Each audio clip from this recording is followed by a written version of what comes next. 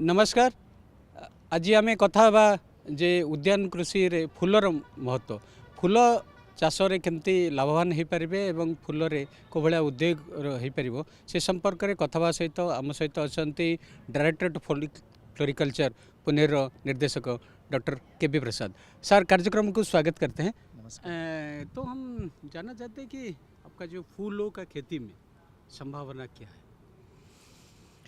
फूलों की खेती में संभावना बहुत ज़्यादा है। हमारे देश में फूल हमारे कल्चर में है। Floriculture is on our culture.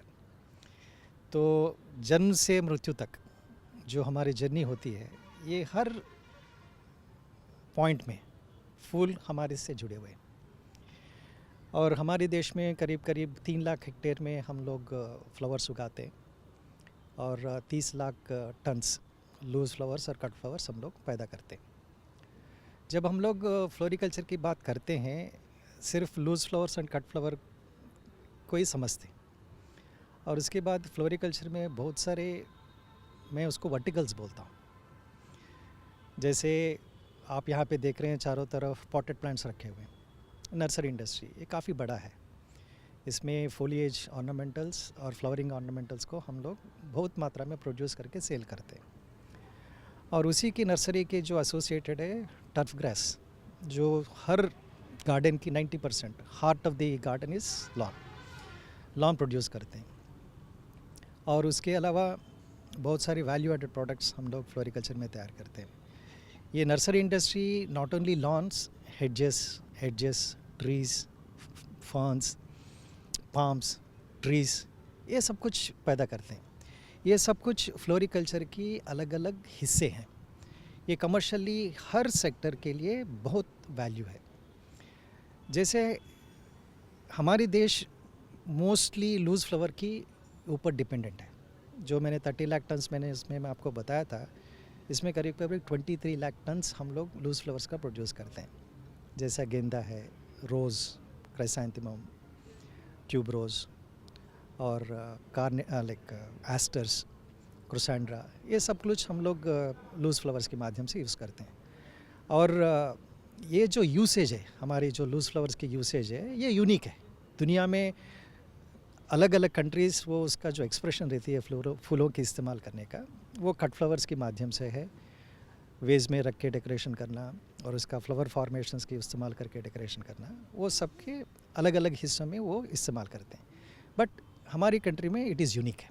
इसीलिए हमारी जो फोकस है कंट्री में लूज़ फ्लावर की प्रोडक्शन में और इसकी जो टेक्नोलॉजीज़ जो डेवलप करने के लिए, जैसे ICR की संस्था हमारी है, directorate of floriculture research, IHR जो बेंगलुरु में है, और NRC ऑर्किड्स है जो ऑर्किड्स के ऊपर काम करती है। ऐसे अलग अलग हिस्सों में मतलब जो AACRP ऑन फ्लोरिकल्चर के माध्यम से हम 22 सेंटर्स में हम लोग काम करते हैं। उड़ीसा में भी एक सेंटर है हमारा, OUT में, वो भी हमारे साथ बहुत सारे क्रॉप्स में काम करते हैं, फ्लोरिकल्चर के क्रॉप्स में।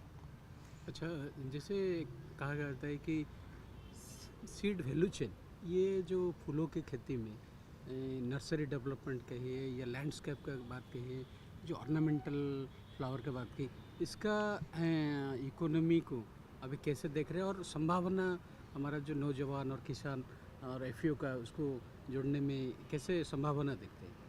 संभावना तो बहुत है, लेकिन हमारी जो फ्लोरिकल्चर में सीड चेन और सीड सिस्टम अभी इवॉल्विंग है। जितना अच्छा जो सीरियल्स, पल्सेस और ऑयल सीड्स में जितना वो एडवांस हो गया है, उतना फ्लोरिकल्चर में नहीं हुआ है। उसके लिए वजह बहुत अलग है, क्योंकि फ्लोरिकल्चर इतना विभिन्नता है और उसकी प्रोसेसिंग भी उतना विभिन्नता है। जैसे मैंने जो एग्जांपल्स आपको दिया था, जो क्रॉप्स हम लोग डील करते हैं, कुछ तो सीजनल्स है, 3 महीने में इसका काप हो जाता है। कैसे कुछ क्रॉप्स ऐसे हैं 3 साल चाहिए उसको मैच्योर होने में, पेरिनल्स जो है। और कुछ वेजिटेटिवली प्रोपेगेट होते हैं, कुछ सीड से प्रोपेगेट होते हैं, और कुछ फ्लावर्स कम से कम 8-10 साल के बाद फ्लावरिंग में आता है। ये सब विभिन्नता को देख के जो सीड चेन, जैसे हमारी राइस में जो रोबस्ट सिस्टम है, जहाँ पे आपका ब्रीडर सीड रहेगा, फाउंडेशन सीड रहेगा, सर्टिफाइड सीड रहेगा, ऐसा इसमें अभी तक इवॉल्व नहीं हुआ। और जो वैरायटी रिलीज सिस्टम भी जो हमारी फ्लोरिकल्चर क्रॉप में है, वो भी साल बहुत प्रिमिटिव था, अभी वो भी इवॉल्व हो रही है। इससे पहले होते थे हमारा इवेंट बेस्ड रिलीज़ होते थे, बड़े बड़े संस्था में जो भी वैरायटी रिलीज़ हुआ उसके कॉन्वोकेशन में, इसके या प्रेसिडेंट की विज़िट पे या प्राइम मिनिस्टर की विज़िट पे, उस टाइम पे उसकी रिलीज़ होती थी। जो स्टेट लेवल और सेंट्रल रिलीज़ जो होती थी पहले नहीं होता था। अब वो system we are trying to put that system in place. जब डायरेक्टरेट ऑफ फ्लोरिकल्चर रिसर्च एक संस्था की तरफ से एक इसका शेप दिया गया है, उस टाइम से हमारी ये कोशिश है कि ये सिस्टम को हमको रोबस्ट करके वो सिस्टम को आगे बढ़ाने के लिए कोशिश हमारी चल रही है। और जब तक ये नहीं रहेगा, आपने जैसे पूछा था कि दूसरों को फ़ायदा जब आएगा ये सब कुछ सिस्टम में हो, तो even otherwise without this system also अभी भी जो इसकी जो कॉमर्स जो ट्रेड होती है, जो नर्सरीज़ उसको आगे लेके जाते हैं, FPOs जो कर रहे हैं वो ऑलरेडी कर रहे हैं, क्योंकि फ्लोरिकल्चर क्रॉप्स को हम लोग high value low volume crops बताते हैं। जो मैंने 30 लाख टन जो मैंने बताया था, उससे हम लोग करीब करीब 22 to 25,000 करोड़ हम लोग अर्न करते हैं डोमेस्टिक ट्रेड में, और एक्सपोर्ट्स करते हैं हम लोग अबाउट 720 करोड़ हम लोग एक्सपोर्ट करते हैं। ये छोटा अमाउंट नहीं है, इतना छोटा एरिया से इतना अमाउंट जो आ रही है, दैट बिकम्स सिग्निफिकेंट कंट्रीब्यूशन। तो इसके लिए जो पॉलिसीज़ जो चाहिए उसके बारे में हम लोग गवर्नमेंट के और ये जो कॉन्फ्रेंस में जो डिस्कस किया वो सब कुछ कैप्चर करके हम लोग ये सिस्टम को थोड़ा और इवॉल्व करके और इसको स्ट्रेंथन करना चाहते हैं। सर, आपने जो कहा कि फूलों की खेती में एक अपार संभावना है, ये जो मधुमक्खी के पालन और उसमें बायोडाइवर्सिटी का जो रिलेशन, इसको आप कैसे देख रहे हैं? और ये जो मधुमक्खी का जो पैदावार और उसका जो अभी जो चैलेंजेस है, हम उसको कैसे सॉल्व कर सकें? ये बहुत अच्छा सवाल है। ये इकोसिस्टम सर्विस बोलते हैं हम लोग फ्लोरिकल्चर के बारे में अगर सोचते हैं कि मधुमक्खी को उसको नेग्लेक्ट करना बिल्कुल असंभव है, because floriculture and apiculture they go together, ये सब जानते हैं। और डायरेक्टरेट ऑफ फ्लोरिकल्चर रिसर्च में हम लोग इसी के ऊपर काम कर रहे हैं, ताकि हम लोग कोई भी फ्लावर क्रॉप है उसमें कौन से फ्लोरल विजिटर्स आते हैं। जो पुणे में हमारे संस्था है उसमें करीब करीब हम लोग 3-4 साल से अबाउट 150 ऑर्नामेंटल्स को इवैल्यूएट किया, और करके हम लोग करीब करीब 60 इम्पॉर्टेंट पॉलिनेटर्स को आइडेंटिफाई किया, कौन से क्रॉप में कौन से सीज़न में कौन सा पॉलिनेटर आता है। ये सब कुछ हम लोग एक डायनामिक डेटाबेस तैयार किया। वो डेटाबेस के तहत हम लोग किट्स बनाए, पॉलिनेशन रेस्टोरेशन किट्स और बायोडाइवर्सिटी रेस्टोरेशन किट। इसमें हम लोगों का आइडिया ये है कि मान लीजिएगा एक आपके पास जो क्रॉप है जो पॉलिनेशन डिपेंडेंट है, मैंगो है, लीची है, जिसके बारे में आज हम लोग डिस्कस कर रहे हैं यहाँ पे, और जो कुकर बिट्स है, वहाँ पे जब तक ये नहीं है, पॉलिनेटर्स नहीं है, तो उसका पॉलिनेशन नहीं होता। तो ऐसे क्रॉप्स में हम लोग बफर जोन्स या हैबिटेट्स कैसे क्रिएट कर सकते हैं, उसके लिए जो फ्लोरिकल्चरल क्रॉप्स है, मोस्टली जो सीजनल एनिमल्स है, उसका हम लोग एक कैलेंडर बनाया। वो कैलेंडर को हम लोग अगर उस ढंग से वो फार्मर्स उसका रेज करते हैं आजू बाजू में, ये एक बफर जोन जैसे काम करेंगे, और हमेशा फ्लावर्स रहेगा। जब उनकी फ्लावरिंग की पॉलिनेशन की ज़रूरत है, वहाँ पे जाके वो पॉलिनेशन कर सकते हैं। दूसरी टाइम पे वो बफर जोन में वो उसका रेगुलरली उसकी नेक्टर और पॉलन जो जिसके लिए वो विज़िट करते हैं, वो उसको लगातार मिलता जाएगा। ये किट्स हमारी संस्था में अवेलेबल है, हमारी वेबसाइट से उसकी डिटेल्स आप ले सकते हैं।